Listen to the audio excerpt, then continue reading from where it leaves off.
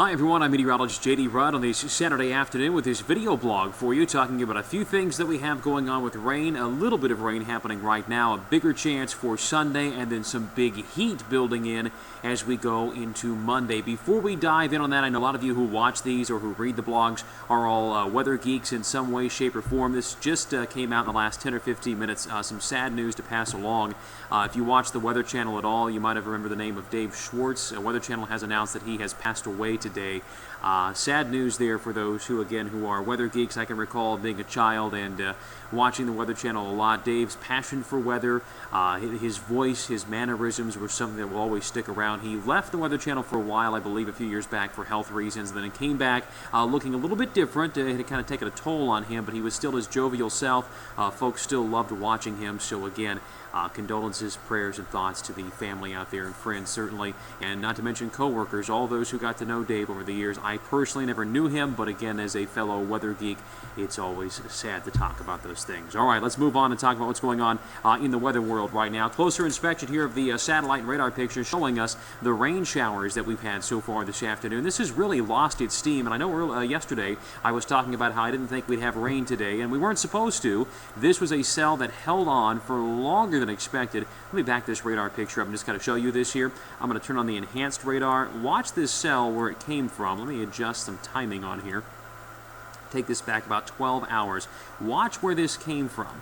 So here in Nebraska, this storm cell was always supposed to be there. It was always supposed to get to about the Omaha area and then fall apart. And that's by and large what happened until that southern end. Watch this again. It kind of broke off. See the loop?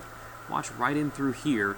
It broke off away from the main fold, took a dive down to the southeast, and that whole thing hung on throughout the entire morning into the early afternoon, nudging its way into northeastern Kansas before finally starting to fall apart here at about 4:20 in the afternoon on Saturday. So that's why I kept the 10% chance of rain. If not, was it a 20% chance that I kept in there from yesterday? Let me look at my notes here.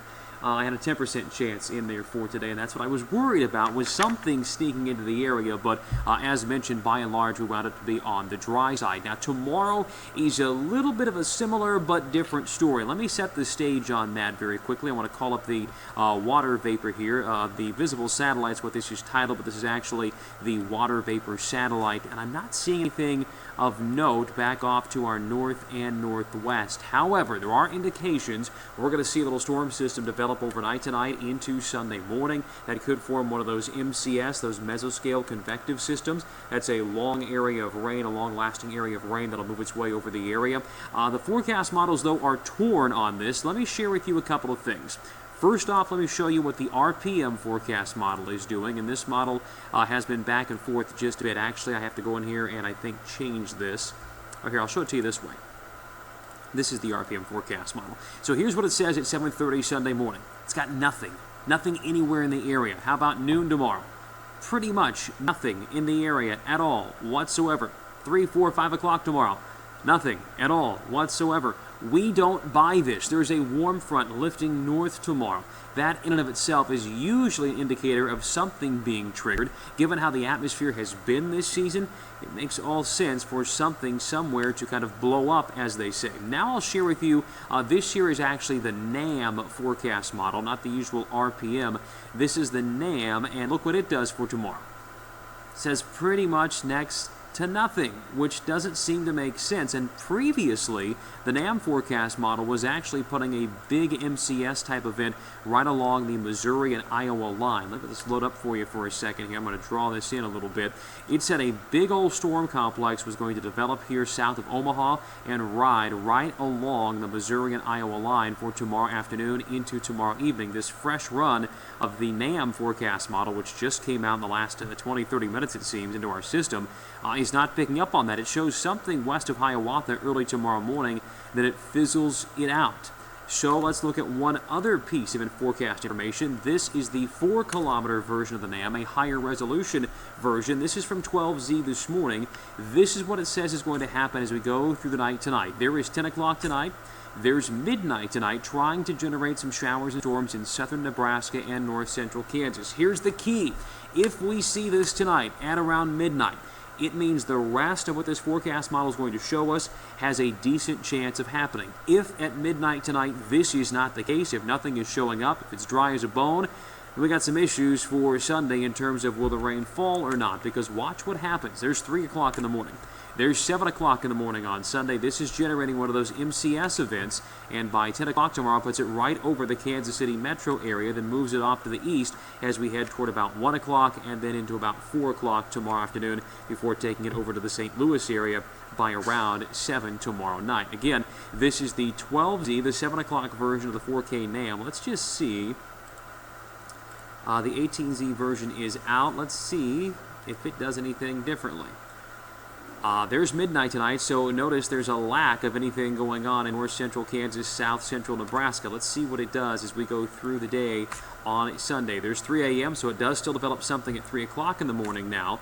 There's 7 o'clock, so it's a similar idea of putting it over the area, but maybe a little more to the south as we go toward about 10 tomorrow, and then there's 1 o'clock tomorrow, and that is 4 o'clock tomorrow. So, again, this is how the NAM forecast model is seeing it. The RPM forecast model says it doesn't exist, period, at all. Let's take a look. The GFS is not going to give us simulated radar here. Let me see if I can find, what does the HRRR forecast model do? Let's just take a look at that. This is you and I looking at this together for the first time. Let's see if it picks up on that overnight activity.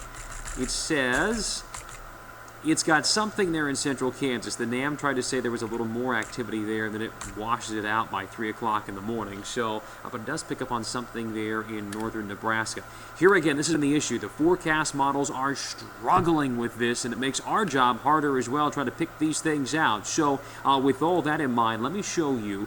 This is a hand drawing. I actually created this. This is not computer generated. This is forecast by my hand, a kind of old school way of doing this, of how I think the radar may look tomorrow, given the various forecast information that I've seen. I'm going to keep this little MCS event there, but I'm going to ride it a little more to the north. Now, I may decide to pull that down and kind of ride it along that warm front.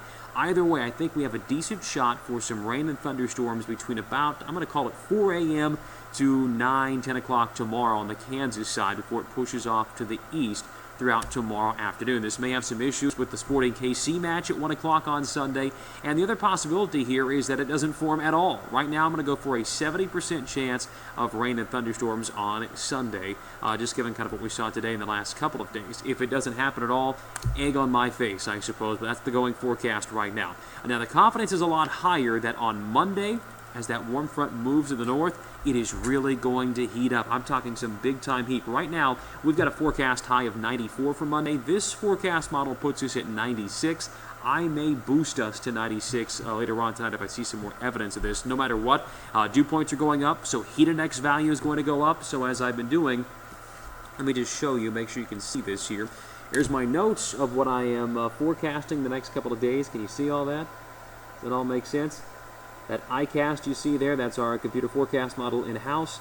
I'm also looking at the model output statistics, the MOS numbers, the National Weather Service numbers, and then our previous forecast, and then my changes on there from what I see, plus a few other notes that I have stored away in the old noggin. So that's kind of how I see things right now. Let me just get you an idea of the temperature trend. Heat's not going to be here for just 1 or 2 days. It's going to last for a while. It looks like Monday, Tuesday, Wednesday, Thursday, all going to be hot days. Heat index values over 100. Extended forecast, let's bring up that 7-day for you. I think by the time we get to Friday and Saturday, a cold front may kind of be nudging around northern sections of Missouri or southern Iowa. That may be enough to give us a stray storm chance, and if that front sags enough to the south, it would cut the temperature down just a bit. Now, if that front does not materialize or it stays farther north of, say, I-80, I'll boost the temperatures up for Friday and Saturday and most likely take out the rain chances too. So I think short term, it's going to be hot. It's going to be dry to start the month of August. Best chance for rain would be tomorrow. We'll keep eyes on that and, of course, as always, keep you posted. Thank you for checking out the video blog. Again, if you have any comments, questions, tweet me, Facebook me, email me. I do appreciate you watching. Enjoy your weekend and go Sporting KC.